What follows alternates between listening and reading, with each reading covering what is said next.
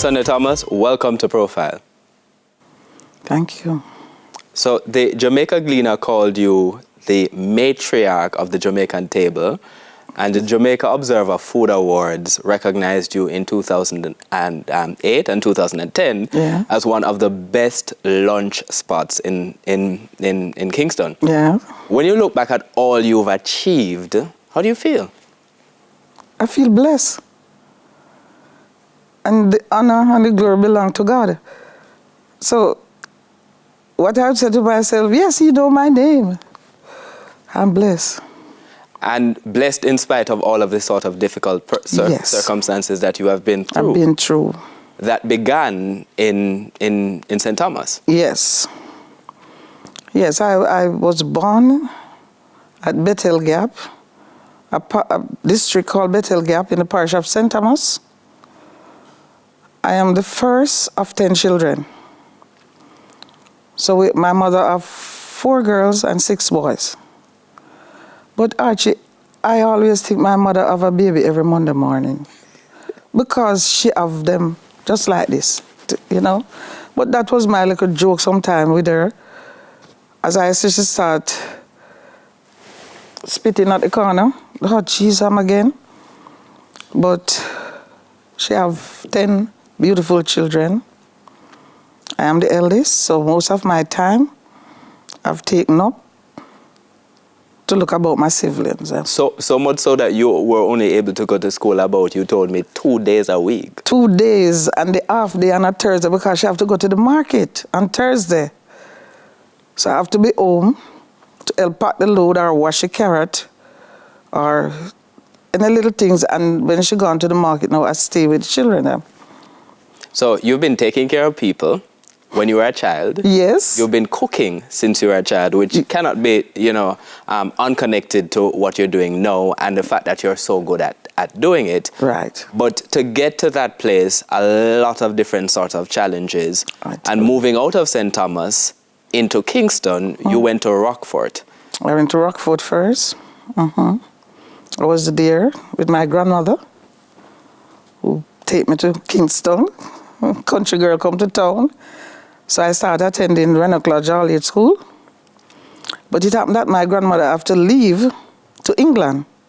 Her children take her up. So I was left with the lady that she rented the house from, a China lady. And you had it. You had same work that you left in St. Thomas. You had worse. Because St. Thomas house never big, Archie. We never know about living room and dining room and kitchen elsewhere. And so I had was to wash, cook, clean, iron. She have 3 children, 1 girl, 2 boys. And I was like a helper. She catered for a factory named Spence Furniture Factory, where they make furnitures.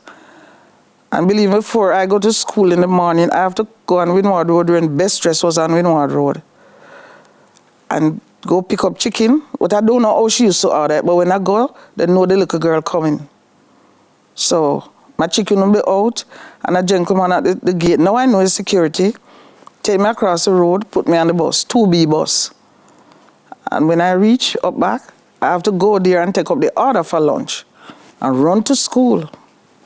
I don't even know why I get fat, because all my life I've been running.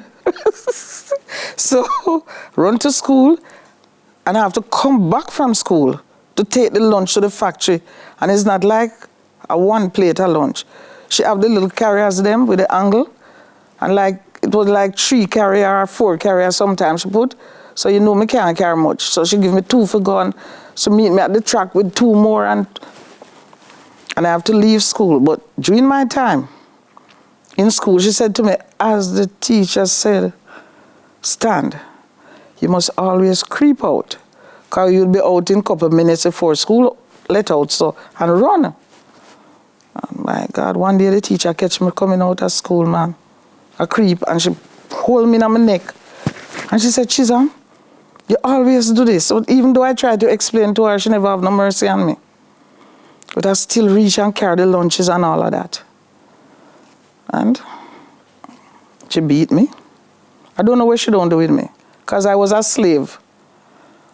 She used to go and drink, And sometimes when she come in, she just go to the stove, to the kerosene oil stove, and do her finger like this.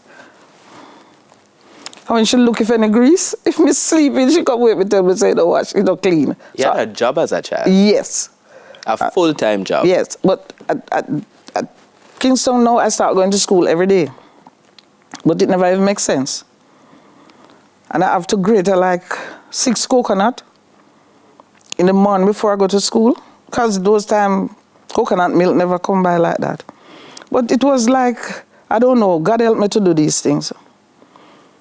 And at that time, she have a son. I wouldn't mention the abuse, it in the book. And I have to do all of that. Get myself ready. When Saturday come now, I have to clean, wash, iron. But she have a lady that iron her husband clothes. And that lady would walk me through and teach me how to iron a pants, a shirt, how to put it on the board. And I think that was a plus for me. Eventually, one of your uncles came and took you out of this scenario. Yes, my uncle. But jump out of fire, jump in a fried pot. Yes, I had the same thing. Never different. I have to wash, clean, cook. But I used to. So I just make it myself more active. Them used to say I was an active little girl. Well, you know the meaning of that. And so that's how I make myself active and I do everything. But then, staying with my uncle, I don't know, seeking love and everything. He had some friend coming there. And this gentleman, I don't know, now I know it wasn't love. Mm-hmm. Him just see a young girl and so I was 14. And I did something. I don't want to say it on TV.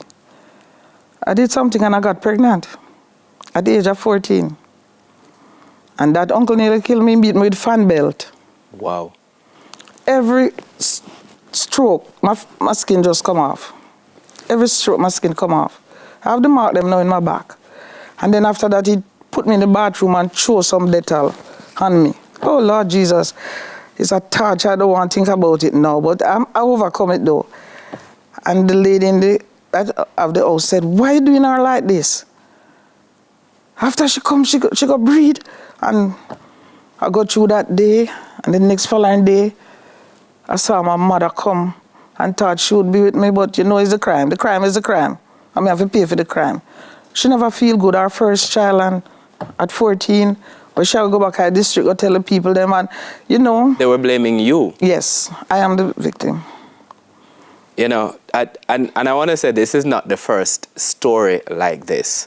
We're going to be continuing this interview after these messages, after the break. Sonia Thomas has an absolutely riveting story. We're going to be talking about what happened to her at 15 and some of the other challenges she has had throughout her life. But we're also going to be talking about how she overcame them.